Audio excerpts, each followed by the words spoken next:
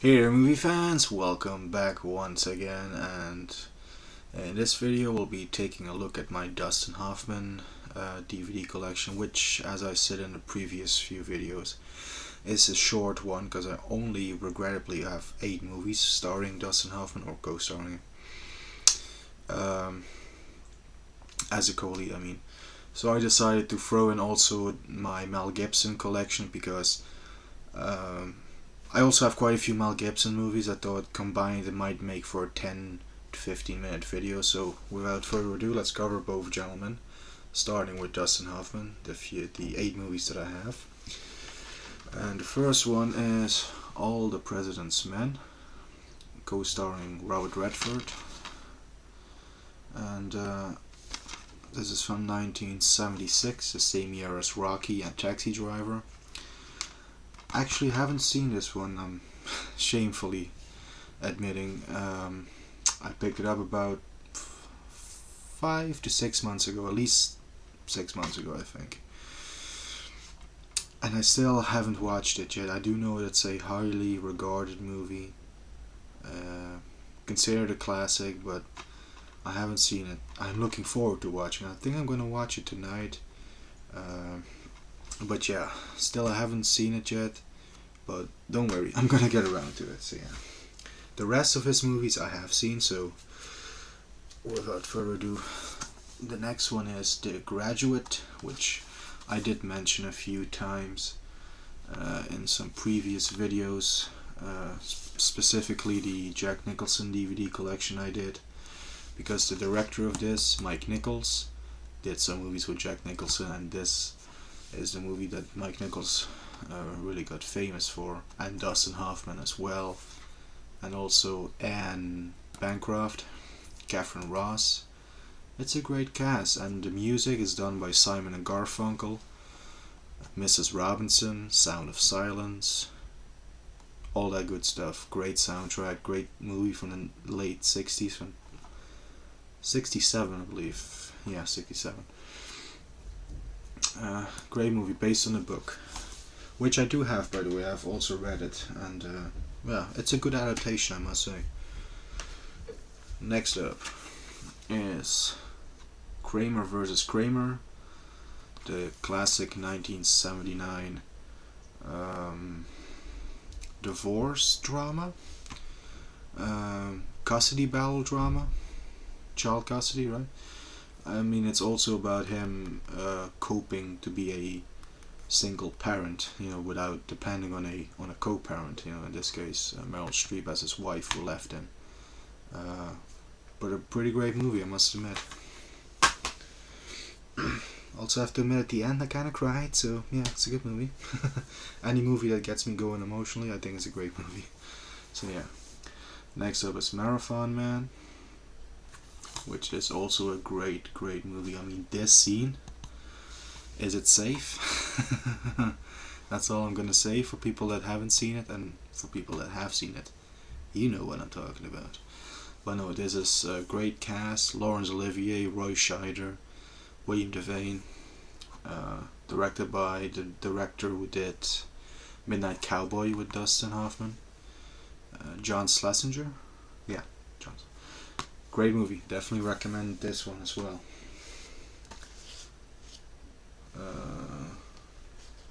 Yeah, speaking of Midnight Cowboy, here is Midnight Cowboy. Great movie, co-starring Jon Voight, aka Angelina Jolie's father, right? Great movie. That's actually won Best Picture of 1969, and it was rated X. It was an X-rated film, to believe it or not, because there's some, well, for the time, pretty strong sexual content in it. Not necessarily between a man and a woman. There was also some gay, homosexual sexual content in it. So yeah, definitely risque for its time, but a great movie nonetheless. Probably my second favorite Dustin Hoffman movie, and that's only because Rain Man exists, but we're gonna come to that movie shortly. But first we have Papillon, with the great Steve McQueen co-starring. based on a true story is what it says here in Dutch, my language, right? Uh, Again, a pretty damn good film. Um, I did not really. Well, I liked it, but I wasn't really blown away from it the first time around when I watched this. But I actually watched it a few more times, and it's really sunk in, and I formed a great opinion. I think it's a pretty fantastic movie. So yeah. And another great one. I mean, pretty much the movies that I have with Dustin Hoffman that I've seen, I like. But this is my favorite Dustin Hoffman movie, Rain Man. Co-starring Tom Cruise, winner of Best Picture, and Dustin Hoffman won the Oscar for Best Actor or Best Supporting. What was it? Does it say that somewhere? It doesn't. But I believe it's either Best Actor or, because I don't know who's credited first, but anyway. Great movie. This is a recommendation, without a doubt. I mean, again, one of these movies that gets me emotionally at the end, when the two brothers have to say goodbye to each other. Man, goosebumps. I'm telling you, this is. And the final one is a comedy, Tootsie, which is a pretty fantastic comedy if you ask me. From 1982, co-starring Jessica Lange, Charles Durning, Sidney Pollack directed it and also has a small role in the film. And actually Bill Murray has a part in the film as well. Yeah, pretty funny movie about a actor who finds himself unemployed and kind of down on his luck, if you will. And he really can't get any work, so he decides to dress up as a woman and actually auditions for this soap opera, which he does land the part. And funny stuff ensues, so yeah. Pretty good movie.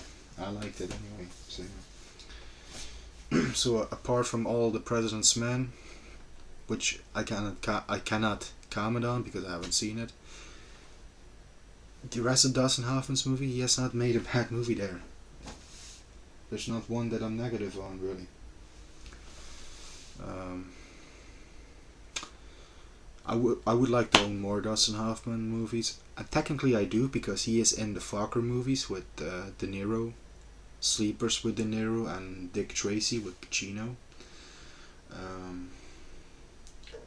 Trying to think if there's another movie that he's in as a supporting actor. I don't think so. I think that's pretty much it. Anyway, yeah. From the movies that I have, I think they're all great. So if All the President's Men is all as said about it, that might be one actor whose movies I have that I like all of them.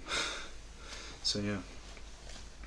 I mean, except for Pacino, I do like all the Pacino films, even the crappy ones. But let's move on with Mel Gibson, a actor who's kind of controversial because of some stuff, right? I'm not gonna go into that too in depth because I like his work. I like his work as an actor. I don't care that much about what he does in his personal life, really. I just think he's a pretty great actor. So yeah. First up is Bird on a Wire, co-starring Goldie Hawn on Blu-ray from Germany. Contains some extras there. David Carradine is actually in it. Bill from Kill Bill was great. Bill Duke is in it, by the way. Music is by Hans Zimmer. I didn't mention on Rain Man. The music there is also by Hans Zimmer. Great score. From what I can remember from the score of this movie, there's also a pretty nice, relaxing score. So yeah, I did like this movie. It's like a action comedy. So yeah, it's a pretty good movie. Next up is one pretty recent film, I guess, Bloodfather. This is from 2016 is what it says on the back, but I don't know if that's the year that they printed this Blu-ray or that's the year that it was released, but yeah. I thought this was actually a pretty decent action film. pretty tough and gritty, and that's usually how I like my action movies. So yeah, I did like it. Pretty good movie. Same can be said for this one. This is Edge of Darkness from director Martin Campbell, who did GoldenEye and Casino Royale, 2 James Bond movies. And this is from 2010. Yeah, 2010, that's right. Don't remember too much about it, except that it was a pretty, like I said, tough and dirty and gritty action film, and like Bloodfather. I could be mistaken, but that's what I remember of it. It was a pretty tough action film, but I do remember some parts. But I believe he was looking for like the killer of his daughter or son or something. But yeah, I like action movies like that. Then we have the Lethal Weapon collection. This is on DVD. This is all 4 of them, which I have upgraded to Blu-ray, so I'm going to show you the Blu-rays more in depth. This is the first one, Lethal Weapon, Steelbook from Germany once again. This is the, what do you call this, the J card? Let's actually carefully take this off, because there's a nice image right there on the back. Yeah, there you go. And it has audio commentary, deleted scenes. This is the theatrical version, by the way. The DVDs that I have in this box set, these are all director's cuts, which is to say they are extended. But this is the original theatrical version on Blu-ray, so I have both versions, so that's great. And the same can be said for the Blu-rays for part 2, 3, I'm not sure about 4, but here's Lethal Weapon 2. I love these movies, by the way. Probably my favorite buddy cop movie is Lethal Weapon, and then I would go for Tango and Cash, and 48 Hours, and Showtime with De Niro and Eddie Murphy. Yeah, Lethal Weapon 2, great movie. I love the bad guy in it with his diplomatic immunity. You know, the South African consulate man. Great movie. Diplomatic immunity. It's just been revoked. And oh yeah, I forgot to mention something. Lethal Weapon 2 adds Joe Pesci into the mix. Joe fucking Pesci. I love his character. I know some people say he's annoying in those movies, but you know, he's supposed to be annoying, but I think it's also really funny. And there he is, Joe Pesci, Lethal Weapon 3. This time he's credited on the cover. Yeah, Lethal Weapon 3, probably the lesser of the Lethal Weapon movies, for me anyway. But still some enjoyable moments in it. Yeah, and this adds Rene Russo also to the mix. And I've mentioned a few times before that I like Rene Russo, so I mean, the Lethal Weapon movies, in my opinion, they have a great cast, and the chemistry between Mel Gibson and Danny Glover in all movies is fantastic.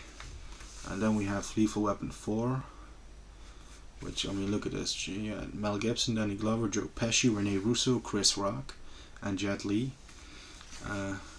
Pretty good cast. Yeah, all 4 movies are directed by Richard Donner, by the way. Music in all movies is done by Michael Kamen and Eric Clapton. And this is a pretty solid way to end the franchise. I love the final scene. It's like a fitting ending. I did hear that they're gonna make presumably a Lethal Weapon 5 pretty soon. I mean, if it happens, it happens. I'm probably gonna go see it, but is it necessary? No, but would I like to see it? Sure, why not? Yeah. Let's move on.